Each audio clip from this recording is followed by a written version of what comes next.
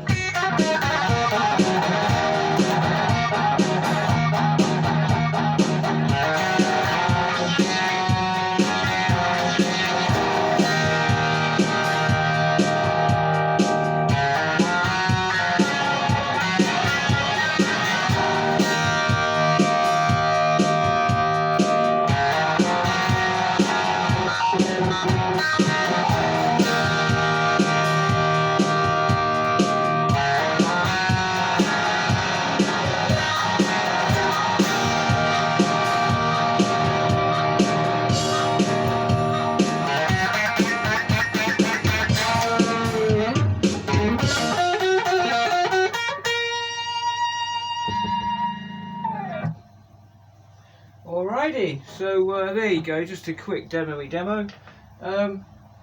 This is a very brief Tone Tuesday. I want to show you something very quickly.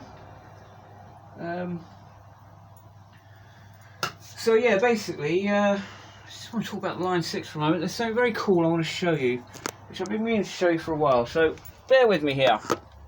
So, you can see the line 6 here, and pleased to be playing my old Les Paul today. Wonderful guitar. I stuck a new. It's been sat without a fat string on it. I didn't realise that I had a spare, so it's been a joy. It's not quite up to size, but it's not quite fat enough, I mean, but it'll do the job.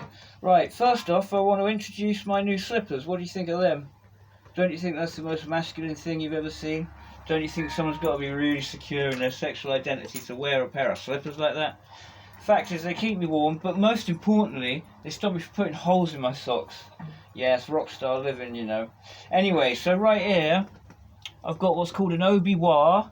Why, hello, okay, in that purple.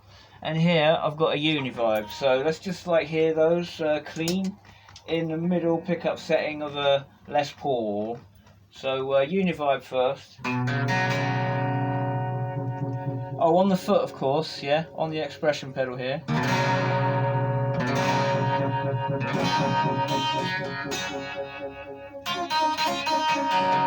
Now, all the effects on here, are linked in to a tap. So if you do a tap, it just affects everything on that scene. So what a scene is basically what this is, okay? It's what every one of these is. So imagine you've got 4 pedals here. Okay, and each one has got a line of 3. Okay, so like this one, it can be Obi-Wa. Let me just do the Obi-Wa, just so you know what that is. Okay, so you've got Obi-Wa.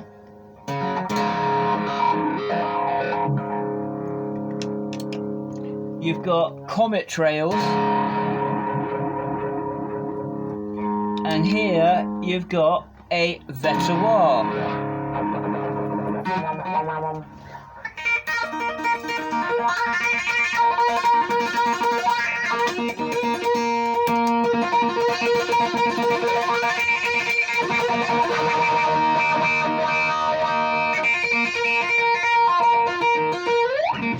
Which is all the wah pedals on here are actually really fucking good. Anyway, so yeah, so you get the idea. You've got 3 options on each one of these. Right, now a scene is this whole thing. It's called a scene, okay? And I can change a scene. I go to this button. Now the scene that we're in is called Blacktooth Electric Guitar Solo block, right? I'm running out of ideas. But I'm going to press the scene switch. Now this brings us up. So, like, to locate your scene, you just press one of these switches. There's as many scenes as there are switches. Okay, so I'm going to go to one. We'll go to here, and we'll go to Vintage Effects Pedals, right? Okay. Now on this one, what I've done is I've put all of the like 1960s and early 70s, all the Hendrix era sort of effects, all into one scene. So this scene is the like vintage era like scene, you know, so like they're all like authentically like 60s. So you've got like the colour driver, you know, which I know that's 70s, but you get the idea.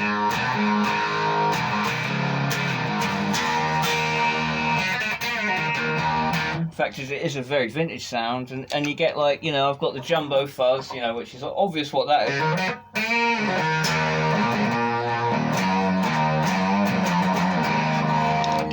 And we've got a phaser.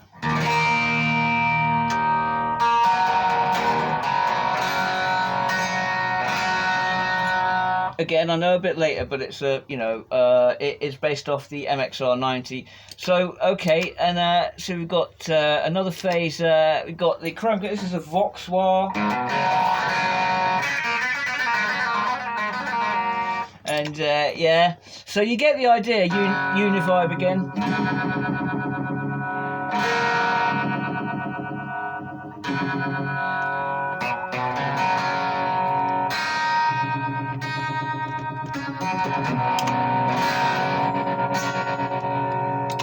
And the tape delays.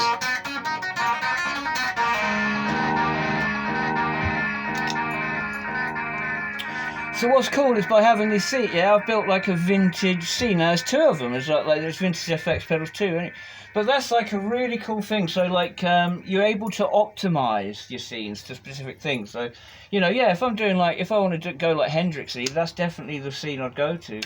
But you know, I've got black space metal 1s and 2s and space metal effects. But yeah, heavy studio pedals. Let's go there.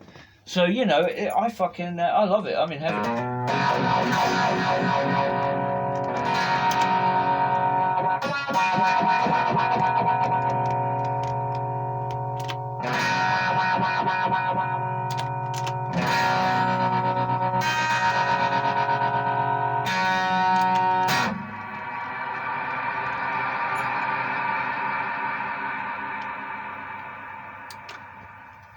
So yeah, I really wanted to show you that, like, because I just think that is an amazing, it's an amazing layout they've done there, in that it works like a whole big bunch of, you know, guitar effects. But yeah, being able to lay out your own scenes, you know, it's like that like vintage scene. It's doing stuff like that. It's cool as fuck. I've really enjoyed like putting the scenes together. But yeah. Until that, I've just, you know, I've started to like, you know, break into the Yamaha, you know, 16-track recorder.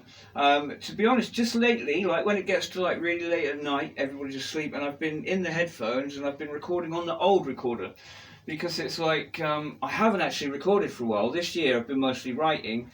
You know, I did a lot of recording at the beginning of the year, up to about June, and I haven't done for the last like until very recently, and yeah, I'm really kind of like wrapping up like what's on the card there before I empty it and start doing the acoustic stuff on the 8-track Boss. So I'm still working on the Boss and learning on the Yamaha, and what I figured is, like, you know, it's best to keep active on the recording, to keep it like, instead of coming at it like cold.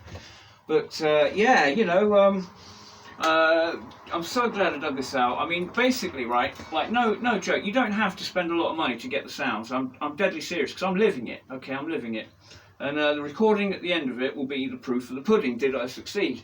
But I'm telling you, basically, as a player of, like, over 30 years now, like, this does all the things that I want out of a Gibson Les Paul, out of a real Les Paul. Forget money, like, as a tool, and this does it. It's a big surprise to me. I didn't think I was going to get that box ticked, as I said in the episode about this.